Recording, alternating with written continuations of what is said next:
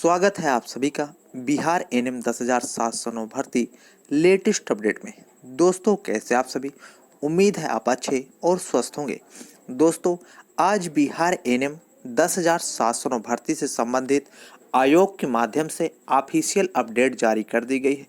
जितने भी छात्र ये पूछ रहे थे कि आयोग कब ऑफिशियल अपडेट जारी करेगा, उन छात्रों के लिए बहुत बड़ी अपडेट है। अर्थात आज आयोग बिहार एनएम 10,709 भर्ती से संबंधित ऑफिशियल अपडेट जारी कर दिया है। लेकिन जो ऑफिशियल अपडेट जारी किया है उसको देखकर आप दंग रह जाएंगे, क्योंकि जो ऑफिशियल अपडेट जारी की गई है वो एग्ज़ाम के लिए जारी की गई है। अर्थात एनएम 10,709 भर्ती प्रक्रिया में जो पहले काउंसलिंग होनी थी, अब वो काउंसलिंग को कैंसिल करते हुए आयोग ने बहुत बड़ा फैसला ले लिया है और आयोग अब इस भर्ती में एग्ज़ाम के आधार पर सभी अभ्यर्थियों का सिलेक्शन करेगा। तो दोस्तों आज इस वीडियो के माध्यम से हम आपको यही जानकारी देंगे कि इस भर्ती में अगर एग्ज़ाम होगा तो कितने नंबर का एग्ज़ाम होगा, और एग्ज़ाम होगा तो किस बेस पर एग्ज़ाम होगा, कंप्यूटर के आधार पर एग्ज़ाम होगा या आपको लिखित परीक्षा के आधार पर एग्ज़ाम होगा।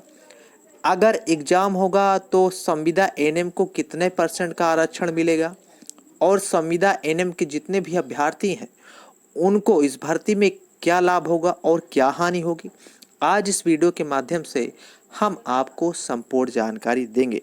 तो दोस्तों आप लोगों से केवल एक रिक्वेस्ट है कि चैनल को जितना हो सके सब्सक्राइब कीजिए, वीडियो को अपने दोस्तों को भी शेयर कीजिए, ताकि इसी तरह की लेटेस्ट अपडेट्स सबसे पहले हम आपके लिए लेकर आते रहें। चलिए दोस्तों वीडियो को एक बार फिर से शुरू करते हैं। दोस्तों ये आयोग के द्वारा आज ऑफिशियल अपडेट जारी की गई है, जिसमें आप देख सकते हैं 19/9/2023 यानी बिहार सरकार बिहार तकनीकी सेवा आयोग विज्ञापन संख्या 7/2022 बिहार महिला स्वास्थ्य कार्यकर्ता अर्थात एएनएम के लिए जो आवश्यक सूचना जारी की गई है। अर्थात स्वास्थ्य विभाग बिहार पटना बिहार महिला स्वास्थ्य कार्यकर्ता एएनएम के रिक्त पदों पर जो नियमित नियुक्ति हेतु विज्ञापन प्रकाशित किया गया था, उस विज्ञापन में काउंसलिंग का आधार माना गया था। उस काउंसलिंग के आधार को अब आयोग के माध्यम से कैंसिल किया जा चुका है और स्वास्थ्य विभाग के प्राप्तांक दिनांक 12/6/2023 से और अब बिहार महिला स्वास्थ्य कार्यकर्ता में नई नियमावली 2023 के आधार पर इसको पूरा किया जाएगा। मतलब दोस्तों बिहार में अभी तक जो एनएम 10,709 भर्ती की प्रक्रिया चल रही थी उसको काउंसलिंग के आधार पर पूरा किया जाना था, लेकिन उसको आयोग के माध्यम से अब बदल दिया गया है और आयोग उस भर्ती में केवल अब एग्ज़ाम करवाएगा और सभी अभ्यर्थियों को ये एग्ज़ाम देना होगा, और जो एग्ज़ाम का निर्धारण होगा वो आयोग जल्द अपने वेबसाइट के माध्यम से सभी अभ्यर्थियों को सूचित कर देगा। दोस्तों आप इसमें देख सकते हैं कि आपको कंप्यूटर बेस्ड एग्ज़ाम के माध्यम से आपकी प्रतियोगी परीक्षा का आयोजन किया जाएगा। अर्थात सभी अभ्यर्थियों को कंप्यूटर पर एक एग्ज़ाम देना होगा। उस एग्ज़ाम में आपको बहुविकल्पी टाइप के क्वेश्चन निर्धारित किए। तो दोस्तों आपने अगर सीबीटी एग्ज़ाम कभी दिया है तो उसी बेस पर आपका सीबीटी एग्ज़ाम होगा। सीबीटी का एग्ज़ाम का मतलब होता है कंप्यूटर बेस्ड एग्ज़ाम, यानी इस पर आप कंप्यूटर में आपके प्रश्न दिखाई देंगे, वहीं पर आपको टिक करना होगा जो आपको बिहार एनएम 10,709 भर्ती प्रक्रिया में लागू किया गया है। अर्थात बिहार एनएम 10,709 भर्ती प्रक्रिया में सीबीटी एग्ज़ाम के माध्यम से लागू किया गया है। दूसरा जो नियम है वो आयोग के माध्यम से ये बताया गया है कि जो सीबीटी का एग्ज़ाम होगा यानी कंप्यूटर बेस्ड टाइप का जो एग्ज़ाम होगा उसमें 100 अंकों के प्रश्न आपसे पूछे जाएंगे। ये एक सबसे बड़ा सवाल है, ध्यान से सुनिए इस बात को। यानी सीबीटी एग्ज़ाम में आपसे 100 अंकों के प्रश्न पूछे जाएंगे। जो सभी प्रश्न जो होंगे वो बहुविकल्पी टाइप के होंगे, यानी जितने भी प्रश्न आप से आयोग के माध्यम से सीबीटी एग्ज़ाम करवाएगा वो बहुविकल्पी टाइप का होगा और सभी में आपको टिक मार्क करना होगा और निगेटिव मार्किंग की भी व्यवस्था इसमें लागू होगी। यानी हर गलत उत्तर पर आपको 1/4 अंक काट लिया जाएगा। इसलिए दोस्तों जैसे ही आप सीबीटी एग्जाम को दें तो ध्यानपूर्वक दें, क्योंकि इस भर्ती में अब जो लागू किया गया है वो निगेटिव मार्किंग भी लागू किया गया है। और एक प्रकार से देखा जाए तो सीबीटी माध्यम एक अच्छा माध्यम है दोस्तों। इसमें जो परीक्षा में 100 प्रश्नों को करने के लिए जो समय निर्धारित किया गया है वो 2 घंटा निर्धारित किया गया है। अर्थात 2 घंटे के अंदर आपको 100 प्रश्नों को हल करना होगा।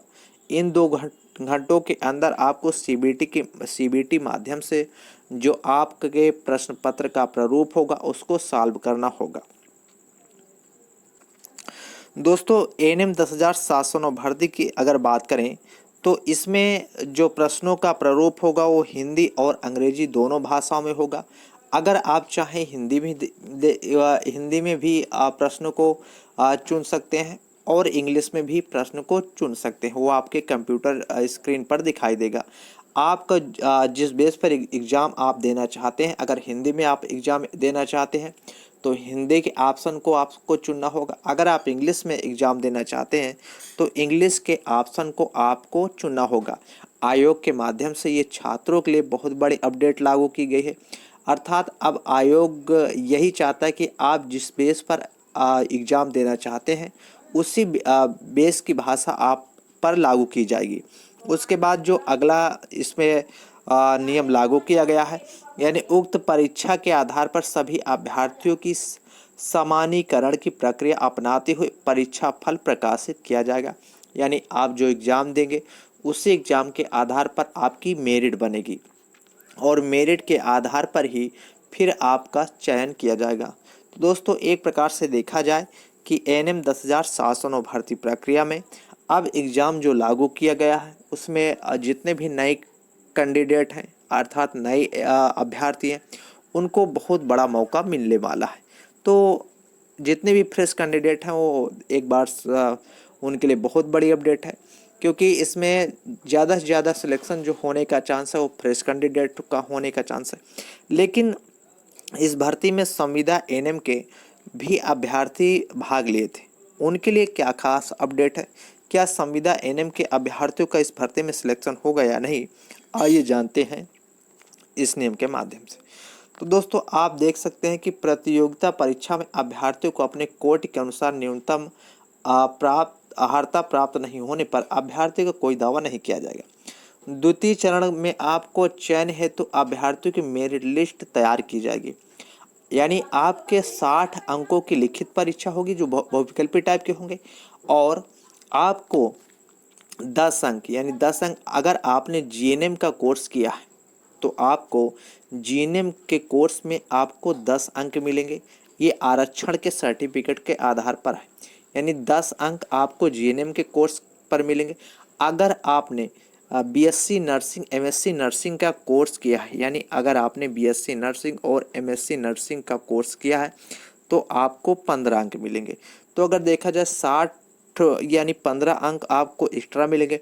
उसके बाद आपके 25 अंक यानी आपके 25 अंक संविदा के पद पर कार्य करने वाले कार्य अनुभव के अंक प्रमाण पत्र पर मिलेंगे।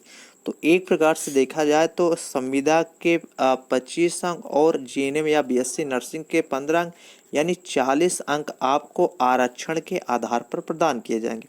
आरक्षण के आधार पर 40 अंक प्रदान किए जाएंगे और 60 अंकों की आपकी लिखित परीक्षा होगी। टोटल 100 अंक इसमें निर्धारित किए जाएंगे और उसी 100 अंकों के आधार पर आपकी मेरिट बनेगी। तो ये एक प्रकार से जो आयोग का नियम है और जो आयोग ने अपना नियम लागू किया है उसी आधार पर देखें तो इस भर्ती में संविदा वाले अभ्यर्थियों का भी खास मौका मिलने वाला है। अर्थात जितने भी संविदा के कैंडिडेट हैं उनका सिलेक्शन होने की इसमें भी आप भी 50% का चांस है, क्योंकि 50% यानी 60% की अगर आपको परीक्षा है तो 40% में आपके आरक्षण का भी नंबर इसमें जुड़ेगा। अर्थात 40% का आरक्षण का नंबर इसमें जुड़ने वाला है और 60% की आपकी लिखित परीक्षा इस भर्ती में लागू की जाएगी। दोस्तों आइए बात करते हैं कि इस भर्ती में आवेदन करने का मौका कब से दिया जाएगा और आवेदन की जो प्रक्रिया है वो कब लागू की जाएगी, क्योंकि काफ़ी कम समय अब बचा है। आयोग जल्द से जल्द इस भर्ती को पूरा करेगा और इस भर्ती का जो कार्य का निस्तारण है वो जल्द ही आपके समक्ष प्रस्तुत करेगा। तो दोस्तों अगर बात करें आयोग के नई नियमावली के आधार पर जो विज्ञापन में प्रतियोगिता परीक्षा का प्रावधान है उसको किए जाने के फलस्वरूप अभ्यर्थी आयोग से ऑफिशियल वेबसाइट यानी btsc.bic.nic पर या 22/9/2023 से 6/10/2023 तक आवेदन करने का पुनः मौका आपको देगा। यानी 22 तारीख से आपकी ऑनलाइन आवेदन करने की जो प्रक्रिया है उसको निर्धारित की जाएगी।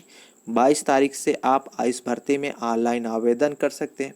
उसके बाद जो ऑनलाइन आवेदन करने की प्रक्रिया चलेगी वो लगभग 6 अक्टूबर तक चलेगी। 6 अक्टूबर तक ऑनलाइन आवेदन करने की लास्ट डेट रहेगी। उसके बाद लगभग 5 दिनों को आपको संशोधन करने का मौका दिया जाएगा। जितने भी कैंडिडेट हैं अगर इस भर्ती में अपना संशोधन करना चाहते हैं तो अक्टूबर में 5 दिन तक अपना संशोधन कर सकते हैं। तो जो ऑनलाइन आवेदन प्रक्रिया का प्रारूप है वो 22 तारीख को आएगा। 22 सितंबर को इसको जारी कर दिया जाएगा आयोग के माध्यम से। 6 अक्टूबर इसकी लास्ट डेट निर्धारित की जाएगी। उसके बाद जो ऑनलाइन फॉर्म है उसको बंद कर दिया जाएगा। उसके बाद आयोग के माध्यम से एग्जाम के संबंध में घोषणा की जाएगी कि इस दिन एग्जाम होगा। तो दोस्तों एक प्रकार से देख सकते हैं कि बिहार एनएम 10,709 भर्ती की जो एग्जाम की प्रक्रिया का प्रारूप है वो एक प्रकार से जारी हो चुका है और सभी छात्र इसमें देख सकते हैं। इसमें दोनों कैंडिडेटों का फायदा होने वाला है। अगर फ्रेश वाले अभ्यर्थियों की बात करें तो फ्रेश वाले जितने भी कैंडिडेट हैं उनको भी 60% का लाभ मिलने वाला है और संविदा के जितने भी कैंडिडेट हैं उनको अगर देखें तो संविदा के जितने भी कैंडिडेट हैं उनको 40% का लाभ मिलने वाला है, क्योंकि 25 अंक जो आरक्षण के आधार पर आपको मिलने वाले थे वो 25 अंक आपको मिलेंगे। कोई भी नियमावली के आधार पर इसको काटेगा नहीं। ये आपको 5 वर्ष के कार्य अनुभव के ही आधार पर मिलेंगे। अगर आपने जीएनएम का कोर्स किया है तो उसको 10 अंक मिलेंगे। अगर आपने बीएससी नर्सिंग एमएससी नर्सिंग का कोर्स किया है तो आपको 15 अंक मिलेंगे। यानी 40% का आपको अभी भी गवर्नमेंट के माध्यम से आरक्षण का प्रावधान इस भर्ती में दिया गया है। तो ये एक प्रकार से देखें इस भर्ती में संविदा और फ्रेश दोनों वाले अभ्यर्थियों को बहुत बड़ा मौका मिलने वाला है। अब देखते हैं यह भर्ती की जो प्रक्रिया है वो आखिरकार कब तक लागू की जाएगी और कब तक इस पर नोटिफिकेशन जारी किया जा सकता है।